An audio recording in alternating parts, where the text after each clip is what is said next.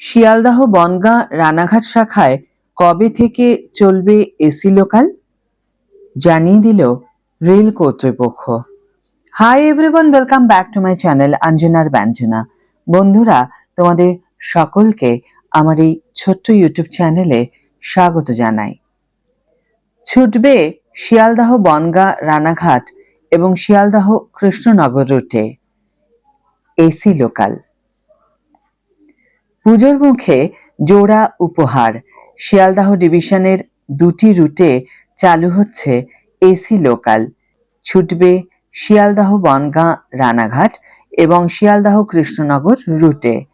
পূর্ব rail সূত্রে জানা গিয়েছে, নতুন দুটি এসি লোকালের উদ্বোধন হবে আগামী 5ই সেপ্টেম্বর। পুজোর 4 দিনে গ্রাম ও শহরতলি থেকে অনেকেই ট্রেন ধরে কলকাতায় আসেন।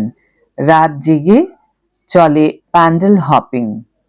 ফলে এই দুটি রুটে ট্রেন চললে লক্ষাধিক মানুষের সুবিধা হবে বলে মনে করছেন ওয়াকিবহাল মহল।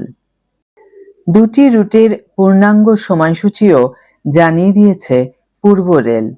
রানাঘাট বনগাঁ শিয়ালদহ রুটের এসি লোকাল সকাল 7:11 রানাঘাট থেকে ছাড়বে। বনগাঁয় পৌঁছবে 7:52। 9:37 ঢুকবে শিয়ালদহে। ফেরার পথে শিয়ালদহ থেকে ট্রেন ছাড়বে 6:14। 8:04 বনগাঁ পৌঁছবে। এরপরে রানাঘাট ঢুকবে রাত 8:41।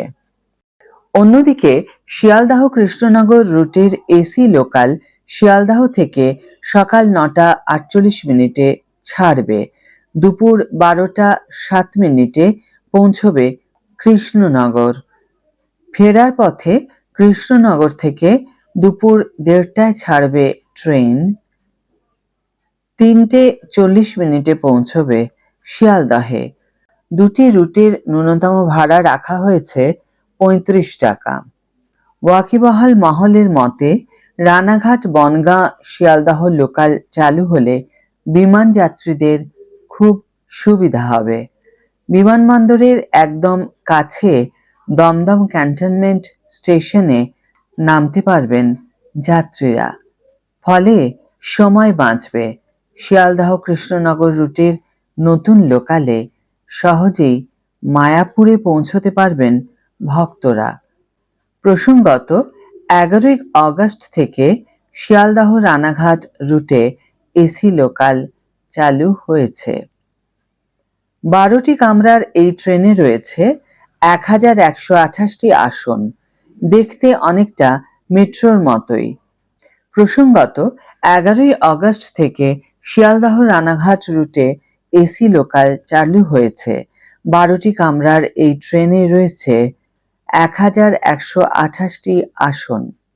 দেখতে অনেকটা মেট্রোর মতোই।